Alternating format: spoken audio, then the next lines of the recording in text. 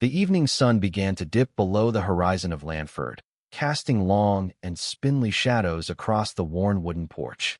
Inside the house, the atmosphere was thick with the familiar scent of aged coffee and the hum of a family that never quite found a moment of silence. Dan stood by the door, exhaling a deep breath as he watched his neighbor walk away. "Thanks for letting Bev play, guys," he called out, his voice carrying a hint of weary irony. Bev sat perfectly still on the floral sofa, her expression one of mild defiance. "I would have been fine at home," she insisted, her tone sharp as attack. "But Jackie does not trust me there alone anymore." Jackie walked into the room just then, sighing as she looked at her mother. "Mom, I went to check the mail this morning, and I saw that you had pulled up half the carpeting in my bedroom. Why on earth would you do that? Older apartments like yours sometimes have beautiful hardwood floors hidden underneath," Bev explained, as if it were the most logical thing in the world. "Do not blame me because yours did not have them. It was a fair check. Besides, you can always roll up a blanket and put your body in a carpet if you are cold. It is just something to put in your pocket for later use." The front door creaked open and Darlene walked in, her face pale and her eyes heavy with fatigue. Dan looked at his watch and frowned. "You get bad traffic again? You were getting home later and later every single night." "Yeah. I was stuck on that Dan Ryan expressway forever." Darlene sighed, dropping her bag on the table with a heavy thud. "I know we built that expressway to honor him, but all anybody ever says is that they were stuck on the stupid expressway." "Did the kids get dinner?" Dan nodded toward the kitchen. "For themselves," he replied. "They did not make me anything to eat." Jackie caught Darlene's eye and gestured toward the far end of the couch. "Hey, Jackie, I think Harris lost one of her good earrings in the couch. Can you give me a hand looking for it?" "I did not even know Harris had any good earrings," Jackie said, standing up and moving toward the cushions. "She does not," Darlene whispered urgently as soon as they were out of earshot. "Her ears are constantly infected. I just had to talk to somebody because I am going crazy."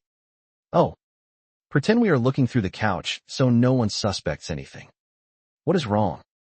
Jackie asked, diving into the task with mock intensity. "I was not actually on the expressway today," Darlene confessed, her voice barely audible. "I was at David's house." "Well, why would you lie to your dad about that?" Jackie asked, looking surprised. "You and David see each other all the time because of the kids." "I know," Darlene said, her voice trembling slightly. "But today we were making out. I cannot tell my dad that I was making out with my ex-husband while I am also dating Ben." "You and David?" Jackie whispered loudly, her eyes widening. "When did this start?" "The last couple of months," Darlene said. "We just started talking about the relationship to see if we could make it work again. Then tonight we stopped talking because our tongues were in each other's mouths. But I thought you and Ben were doing great," Jackie said, looking confused. "We are," Darlene admitted. "But you know, I still have feelings for David. And if there is a chance I can put my family back together, I have to try. Right?" Jackie shook her head slowly. "You have to give up Ben then." "Why would I do that?" Darlene asked. "Ben and I are amazing together." "Oh." It is the classic wanting of the cake followed by the ever-present eating of it. "Too," Jackie remarked. "How are you even having time for all this?" "I do not," Darlene said, pulling a stray coin out of the couch. "I am like this close to losing it. When I am supposed to be with David, I am with Ben. When I am supposed to be with Ben, I am with David. When I am supposed to be with the kids, I am with Ben or David. You are right on the verge of having sex with both of them," Jackie noted bluntly. "No. No way," Darlene insisted. "I cannot go any further with David while I am still seeing Ben. I cannot sleep with two guys at the same time. I am not that person. Let me tell you," Jackie said with a distant look. "I have been that person before. And it can be a nightmare. A fantastic nightmare. But a nightmare nonetheless." Just then, Becky walked into the room, her steps slow and heavy. "Hey, guys," she said tiredly. Hey, Crazy is back. Dan greeted her warmly. Hey, little mama. Wow, you are getting big. Is that baby moving yet? Not yet, Becky replied, rubbing her stomach. But she is watching the papers for a younger uterus in a better neighborhood. What is up? Darlene asked, shifting her attention to her sister. Aunt Jackie asked me to come by and go over a birth plan she made for me, Becky said, holding up a massive stack of papers. I was expecting a page or two, but I got the encyclopedia in Seneca instead. Aunt Jackie is just looking for something to give meaning to her life. Darlene joked. You just happened to be in the station when the crazy train pulled in. Tag. You are it. I am cashing out of this conversation. No way, Dan said. I have been losing to her all night. She wants to leave, so it is a win for me. Did you read my birth plan? Jackie asked Becky eagerly. I tried, Becky said, sitting down with a sigh. It is just too much information. Cannot we just go over this later? I am not due for 2 more months. But everything in here is important, Jackie insisted. Having soft lights and calming music and putting the baby on your chest, so there is a surge of oxytocin and she bonds to you. I have even got a whole chapter on infant car seats. I just do not know what all the fuss is about. Bev chimed in from the corner. In my day, we wrapped the baby in a napkin and took it home in our purse. Mom, you are confusing childbirth with stealing muffins from a restaurant. Jackie snapped. Fine, Bev grumbled. So that is where all the glasses are. Yesterday, I had to drink milk out of a shot glass. Harris walked into the room, looking bored and disinterested. Sorry, I try not to come down here, she said. It is like a public bathroom at the mall. I just want to get in and out and not make eye contact with anyone. Harris, you should be a part of this, Darlene said. One day you might have a baby, and you will want to know this stuff. Pass, Harris replied. I am not having any kids. And why not? Bev asked. It is a different time. Nana, Harris said. You do not have to have a bunch of kids to give your life meaning anymore. Good luck getting a man with that attitude, Bev muttered under her breath. Suddenly, Becky gasped, her eyes widening in shock. Crap. I think I just peed myself. It is not stopping. Jackie's face went pale. Becky, I think your water broke. Oh. No. Becky whispered. No. No. No. No. No. Oh. Really? Becky. Bev said. It is much too soon. You never disappoint. Dan. Dan. Darlene shouted toward the other room. We are heading to the hospital right now. Becky water broke. Damn. Dan said, grabbing his keys with urgency. I will drive. Let us go. This is not happening. Becky cried as they ushered her toward the car. I have 2 more months to live before this was supposed to happen. Harris. We do not have time. Darlene called back. Clean that up. Would you? This is why I do not come down here. Harris complained to the empty room. At the hospital, the sounds of machines and busy staff filled the corridors. Becky lay on a gurney, breathing heavily. Oh, the contractions are getting closer. She gasped.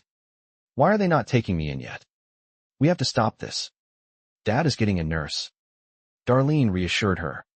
As soon as he gets one, they are going to give you something to stop the contractions. And until then, we are going to do some visualization exercises to stay calm. So, baby does not want to come out. Baby is happy where it is. The baby is moving. Becky shouted. The baby is moving like crazy. That is not working. Okay, well then, we will just talk to the baby, Jackie said, leaning close to Becky's stomach. Sweetheart, hi. It is your Aunt Jackie and Mommy. And we just want you to know there is no rush. There is no money for college yet. And your daddy has been deported to Mexico. And there is alcohol addiction in your genetic background. You are freaking the baby out. Becky yelled. Next person. Please. Dan stood at the front desk, looking Gates-song frustrated. Are you having chest pains, a sudden rash, or breathing issues? The receptionist asked without looking up. All those. But it is not for me. Dan snapped. My daughter has been sitting there for 30 minutes. Her water broke. But the baby is not due for 2 more months. Have her fill this out. The woman said, handing him a clipboard. We will get to her as fast as we can.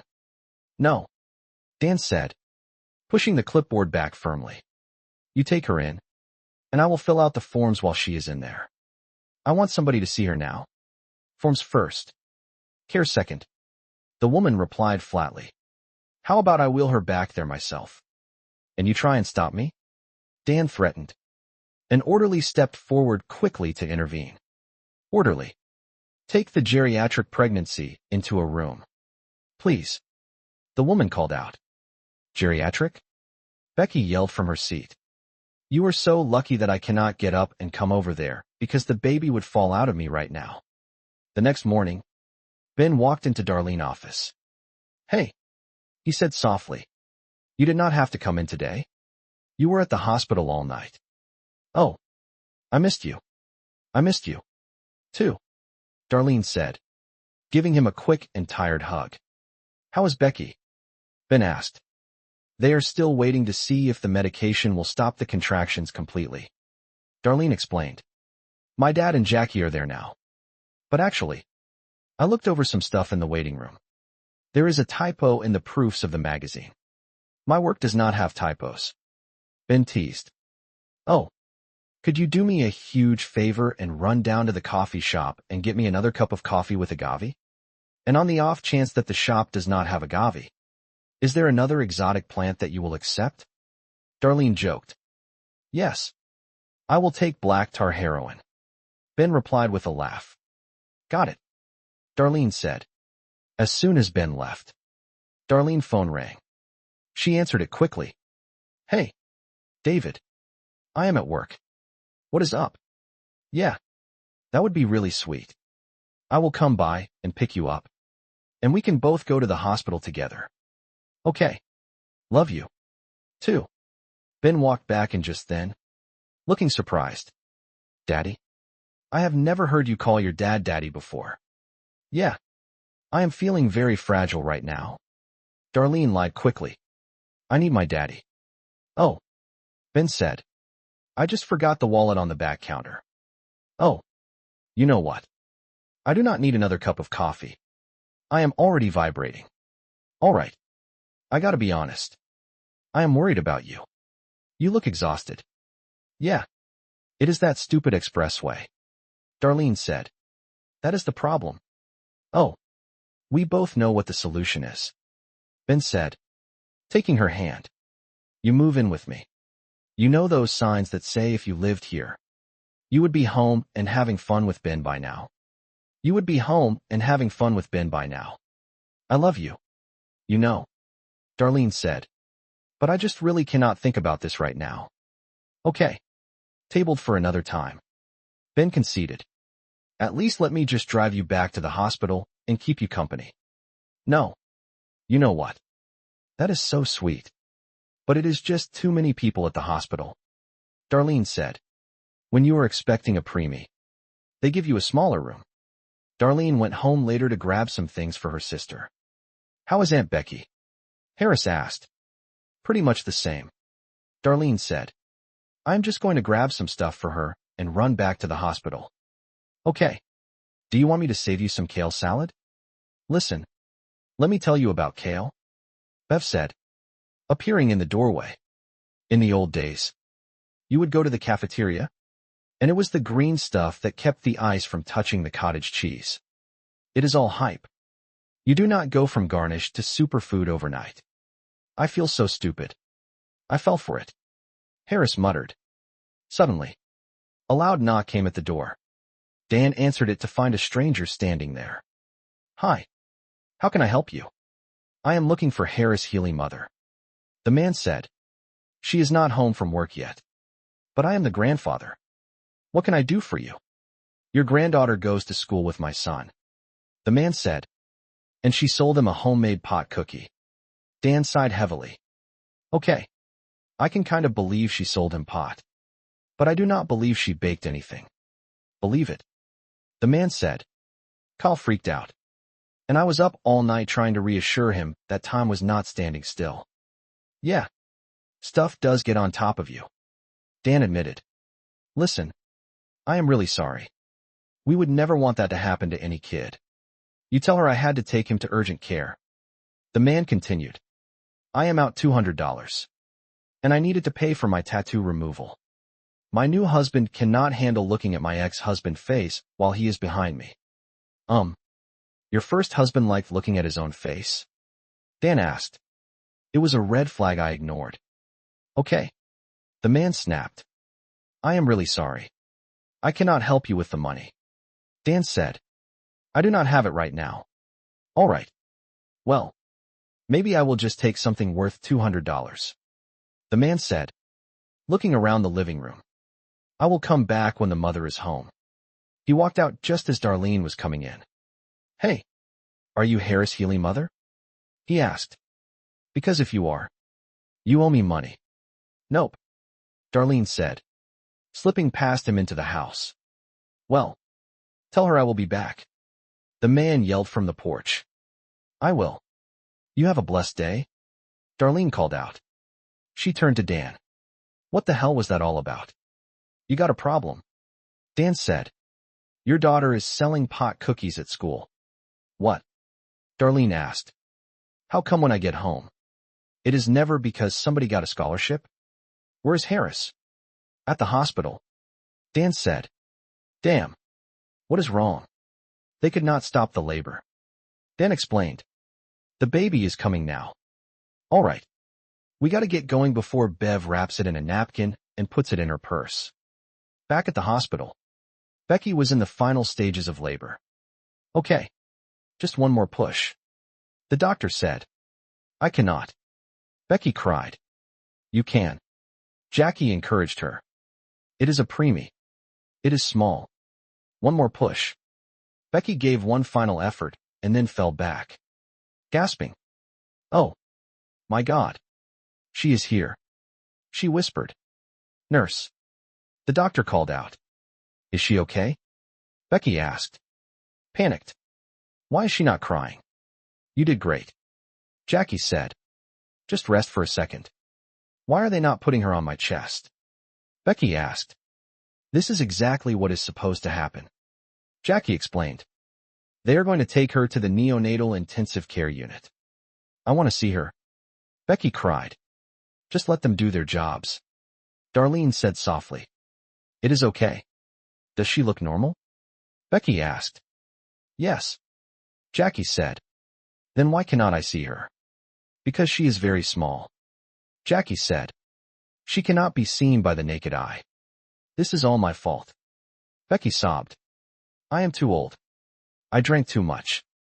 That is why she was born too early. No. Come on. Darlene said. Do not do that. Becky. You know what? I did everything right with Harris. And she was a preemie. And she turned out fine. No. She did not. Becky whispered. In the waiting room. Bev was looking around with a judgmental eye.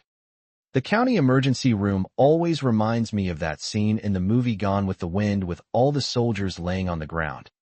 Dying. She remarked. Frankly, I did not care for the cursing at the end of that movie. Dan and Darlene walked out to meet the family. Okay. The baby is here. Dan announced. Are Becky and the baby okay? Jackie asked. Becky is fine. Darlene said. The baby was not breathing on her own at first. But they put her on a ventilator. And now she is stable. Thank God. Jackie breathed. Can we go back there now? Becky is pretty upset. Dan said. But she has got Jackie in there with her. So it is probably going to get worse. He turned to Harris. You are not going anywhere. What? Harris asked. You are selling pot cookies at school? Are you stupid? Darlene asked. Are we really going to do this right here? Harris sighed.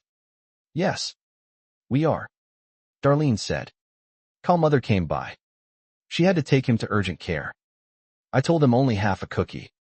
Harris muttered. This is not about Kyle's inability to maintain his composure. Darlene snapped. This is about you selling drugs. Oh, my God. Harris said. They're going to be selling pot to everybody here in 3 months.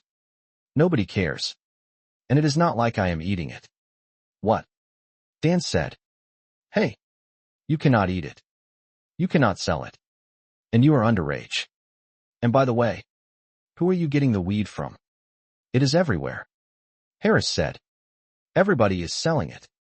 Honestly, it is kind of amazing that I am doing so well. My hustle is putting it in cookies and adding cardamom. It is exotic and a little unexpected.